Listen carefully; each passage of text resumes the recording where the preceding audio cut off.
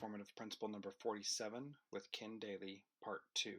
Welcome to Transformative Principal, where we interview real principals who are doing amazing things to help our students every single day. I'm your host, Jethro Jones. You can find me on Twitter at Jethro Jones. What I'd like to ask you to do is to take a survey to help me understand how I can provide a better podcast for you, those who are listening to it.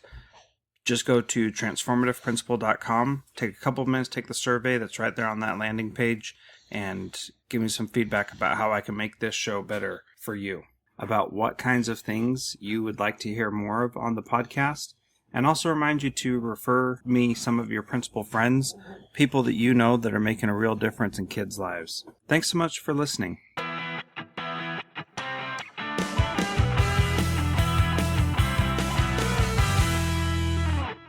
Let's talk a little bit about mastery-based learning. What kinds of things have you learned and started implementing recently that have been eye-opening to you that you weren't quite expecting, or you didn't know could work how they did? Yeah, I guess one thing, was really like one power of this that I wish I could replicate for my colleagues is I've had the time to let these ideas sink in. I think a lot of ideas trickle down, not always from practitioners. And I think that if I had heard about mastery-based learning in passing, I think on the surface it would have looked, I think it does to a lot of people, it looks like it's easier for kids. And the time I spent looking into it last year, I think where it works and what intrigues me most is it actually requires more of our students. Our students, I know it's universally known that they are not necessarily as college ready as we want them to be, but they're graduating the most confident teenagers on the planet Earth at the same time. And to me, that's a systemic failure of feedback. My entrance into this was more about, to be honest, I saw through the lens of grading and assessment, because I spent so much time doing it and it so rarely had, I felt like it was always a lot of work and not necessarily something my students are responding to. Mm-hmm. So that's kind of the angle I went into it with, and I just started to look at things like, I always wondered, our students, even ones that don't thrive in math, they seem to have that magical sense of what it took to get a 59.5 in our classes. Right. And probably the big shift for me came in thinking about that when I started looking at what other schools have done banning the D and getting rid of it. And again, like from a distance, I know schools where that's happened, where it's not raising expectations for students. They're really just telling teachers to stop giving Ds. Right. But in my class, I realized that I was essentially giving kids zeros when they didn't do their work. And if they did a bad job on their work, I was giving them 60 points for it. That's probably the first big change I made, and I think it was a good first change to make, because I very instantly saw results. Like, I think my students were initially excited, like, oh wow, he's not going to give Ds. But when I basically made sure through administration that what that meant was that an assignment at D level was going to be returned and was going to be considered not done unless they improved it and revised it, I think, after I was initially worried, I'm going to have kids rewriting things all the time. And to be honest, the first couple of weeks it did. I think they were kind of calling my bluff, but eventually, a student would rather do something once than do it 3 times. Mm-hmm. What that immediately revealed to me, though, was my students started to fall in a couple categories. Some, it was clear, were getting Ds because they had not been trying their best.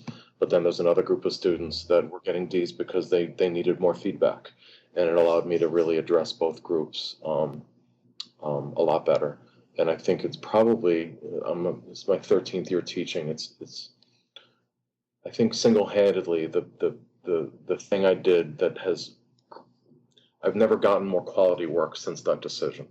I think that really, when kids realize that it's not just I'm lowering my standards by giving Cs, but that in fact I'm not accepting work that's done less quality than that, I think it really did step up my students. And that was a year when I was teaching a wide range, AP, and students that weren't necessarily thriving academically. So I saw really good results across the board.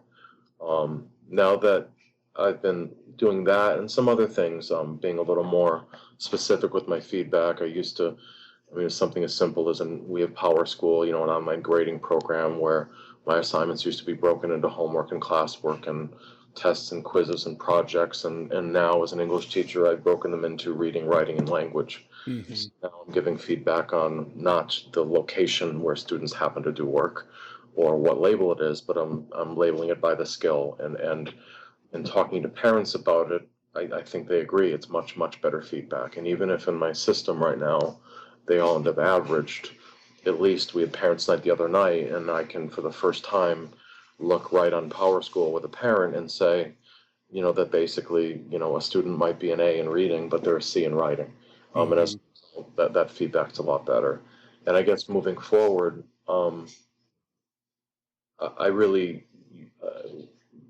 the traditional grading for me was really, it was really smoothing out all the rough edges of my students' abilities. The next step for me is really instructional, because now that my students are being assessed more specifically, and I'm getting more important, more valuable information through assessment, it's highlighting the ways in which I need to change the way I teach to make sure that students are getting exactly what they need, and not more of the same that they're already mastering. So I think those two are important. It seems to me with mastery-based learning that the assessment kind of forces your hand in instruction.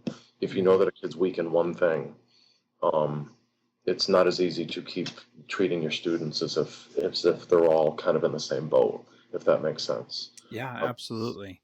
I think that's incredibly powerful from a teaching perspective, because it goes from I taught the kids this information, they should know it, to the kids are not demonstrating this information. What do I need to do as the teacher to help them demonstrate that they do know it? That's right. And that to And me I, is and I powerful. think, yes, and I think me and a lot of teachers have never necessarily believed that, because I taught it, they must get it. But again, the way traditional grading is, a lot of these kids would get B minuses, you know what I mean? And that it's not calling attention either to me or to the student that there's a problem.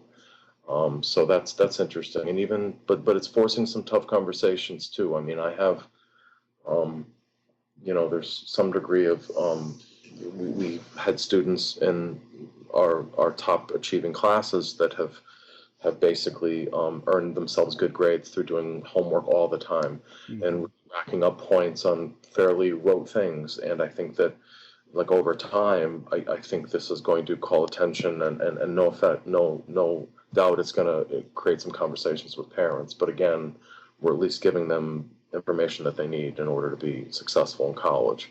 Letting a kid make up for a writing deficiency by doing well with vocab is just not a good practice. So. Right. And what are some of those tough conversations that you've already had or that you anticipate having going forward? Well, I just think, one tension in our profession right now is, I know we pay lip service to the idea that everyone should be educated and college ready, but I think in actuality, I think that's something that our culture says to itself, and I think to some degree, it's not about what kids know. I think it's actually about graduation rates. I think it's about transcripts. I think it's about pretty shallow things. And it's easy to say that you want your kids to be educated, but there's pushback when we hold kids accountable. Mm-hmm. When state systems of accountability punish schools for the 4-year graduation rate, that undermines a school's ability to basically extend school in the instance that a kid isn't ready. And I think that, as a teacher, I think a lot of that pressure falls on teachers. And I know that pressure falls on administrators as well. But I think that we need to be, realistic with students about their abilities. I think that, as because I teach high school, we've had students that have played this grading game for 11 years, and some of them have played it very well, and some of them have essentially, felt labeled by it, and therefore I think we have a lot of students that care way too much about grades, Mm-hmm. students that don't care at all about them. And I think that's a shift in thinking, and that's why I think it's a really good thing that in my district right now, the conversation we're having about mastery learning is a K-12 conversation. Mm-hmm. Because I think that there's a limited amount you can do when parents have their kids entering high school, and suddenly that everything kind of changes. And so I think I'm really looking forward to seeing the effects of elementary school students moving into middle school, moving into high school, having kind of operate in this system. And it's of course years down the road, but I think that as we kind of shift there, I think there are questions around special education students. There are some conversations that need to happen there. There are some, and again, I think that a certain type of student thrives under a traditional grading system. And often I think that student is actually, in many cases, they're quite capable, but they're also compliant. And I think as we shift away from rewarding compliance and instead towards acknowledging mastery of really important skills, I think it's a much more fair system, but and it's certainly more equitable. But I also think that it's going to, I'm not saying all the conversations will be bad, but I think that um, we have some educating to do of parents and of teachers as well. Yeah. But I go back to, last year as one of those kind of crisis moments for me as well. And thankfully I'm on the sabbaticals. I'm thinking about it. I had a student in my class who was brilliant. He belonged in an AP class. I recommended him for AP, and he, in the meantime, here's a kid. The only reason he was failing my class was essentially because of homework, and I think that there needs to be a consequence when kids aren't doing their work. But here's a kid that basically did not end up in the class he belonged because of the behavior, and for me that was powerful because again we not only reward kids for behavior aside from their ability in writing and reading, but we also punish kids for behavior, despite how well they are. And that, when you kind of see it through the student lens, I like using the teacher lens as well, but when you see it through the student lens, I think this makes a lot more sense too. Yeah, absolutely. One of the things that you mentioned that you just touched on briefly, and I think there's more to say about that, is the current grading system and the current pressure to have graduation rates at a certain percentage puts pressure on schools to push kids out the door before they're actually ready to leave high school. So some kids may need 5 years to be successful in high school.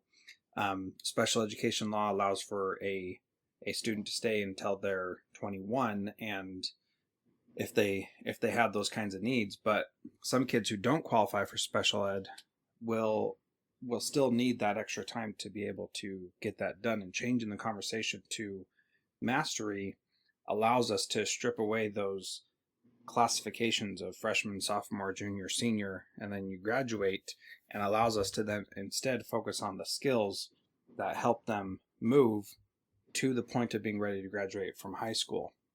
Yeah, absolutely. And I think too, in conversation about this, I think people are particularly excited at the prospect that kids will finish in 3 years, and I don't deny that might happen. I want to work in a high school where we are so able to tailor to our students' needs that even if a kid has mastered everything we're requiring of them the third year, that we're flexible enough to give them such a rich experience their senior year that there's no reason for them to necessarily leave. Mm-hmm. But going back to that point, I think people are excited by the idea that kids finish early. What I'm not sure people are ready for is the notion that kids will take more time. And that's the, I'm not saying it to be overly harsh, but again, I think number one, that's the best way to leverage and get the very best effort out of our students. I think the biggest untapped resource in education right now is actually our students. And that's again why making them, if they're aware that there is incentive for them to master skills and to not just kind of bide their time, I think we're likely to get their best work instead of just getting compliance from them. So I agree. Mm-hmm. Yeah. So at our school, we've actually ditched the A, B, C, D, F grading as a whole, and we're doing 4, 3, 2, 1, yep. Where 3 is proficient, or that's the level everybody needs to be at, and 4 is going above and beyond and doing more. And there was a parent who asked a student as she was walking by me during parent conferences this week. She said, if you're getting 4s in every single class, why do you even need to be here? And that Mm-hmm. was that's a legitimate question that was not directed at me. And part of me is grateful she didn't ask me in Right. particular, because I, if you are getting all fours, we need to do something to challenge you and put you in a place where you're going to be able to still be successful. But if you've mastered everything, why are we keeping you Sure. here? And that Yep. goes to what you said about meeting kids' needs, that if they are mastering things, let's provide them more opportunities for them to be successful in other areas that will be a little bit more challenging and more beneficial, hopefully, to them. Sure. And are you in a high school too? Middle school. Gotcha. Yeah. Yeah. And I don't know how widespread it is. I guess, we've certainly seen that 4-point system. I think that's a few years down the road for us. I think elementary and middle school are a little more comfortable with it. We Mm-hmm. have seen, and I'm kind of curious what you think about it, that I guess there was at least a couple schools we talked to who said that they found, um, especially in the higher grades, that they felt even though you don't need a 1.25 and a 1.5 and a 1.75. Mm-hmm. There's only so much feedback you need to give about a kid that's not quite there yet. Right. But they saw a need as you get above 3 to at least do 3.25, 3.5, 3.75 of ways of getting kids. Basically, you can kind of raise expectations and get them to kind of move up that. And I don't Mm-hmm. know if you've heard of situations like that, or maybe even just simply making it 3, 3.5, or 4. The idea being that there might be only so many ways to not meet a standard, but there are probably several degrees of exceeding it, and Right. it's maybe necessary to make those milestones apparent to kids to Mm-hmm. push them further. Yeah, I do think there is some value in that, and a for us, it's about the rubric of what a three really means for that particular scale, right? Yeah, So if if it's a two, then you're right, it's really just a two, or it's just a one, and but there could be a 3.5 and it could go higher. However, that also starts to dilute, I think, what you're really trying to do. We're not trying um to push kids towards the fours. We're yeah, trying to get kids at the threes and then find new ways to challenge them, right? sure. No, that So makes sense. I hear what you're saying. yeah, so that's a difficult thing. The problem we've had with our high school is that colleges don't recognize the 4-3-2-1, and Right. so then we have to convert them back to a regular GPA grade scale, Right. which makes it more confusing for parents and and more confusing for teachers. Um, but at the same time, a college is going to say, "I don't know what a four is. I know what an A is," which is Sure. ironic because they really don't know what an A is. But They- Sure. Sure. so yeah, those are some of the struggles we have. Yeah, and we're actually working with a consortium of schools called the Great Schools Partnership. It's in New England. It includes every um, state in New England except Massachusetts, and there are actually it's about 80 schools and something called the League of Innovative Schools that are moving towards mastery-based learning with multiple pathways, and there's a third component of student-centered accountability. But anyway, they've actually done some work in having conversations with colleges in New England to get them to sign on to this, Awesome. uh, and most of it, what they're arguing is that it doesn't matter what the transcript looks like as long as it's clear. That's what they're hearing from colleges. And Mm-hmm. if a college can handle a transcript from Bangladesh and one from New Jersey and one from, they should be able to handle this. Yeah. I mean, honestly. And again, I think if they really thought about the degree to which they know what an A or a B means, I think they'd probably acquiesce pretty quickly. Yeah, Uh, especially if they looked at their own college courses. I oh, mean, it was without, made way more sense when I was in high school what an A was than it did when I was in college, which was completely at the whim of whatever professor happened to be teaching, and absolutely. Yep.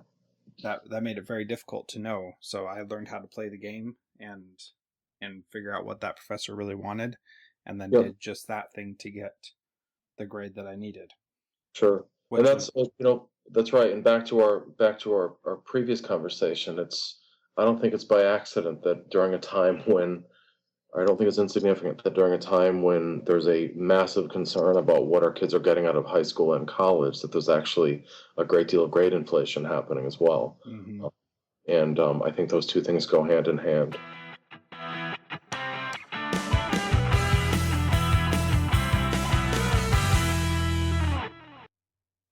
Thank you so much for downloading and listening to this podcast. Please subscribe in iTunes or Stitcher, and please feel free to give us a rating on Stitcher Radio or on iTunes so that we can help spread the word about how much we're learning in this podcast. Thank you so much for listening. You can find me on Twitter at Jethro Jones.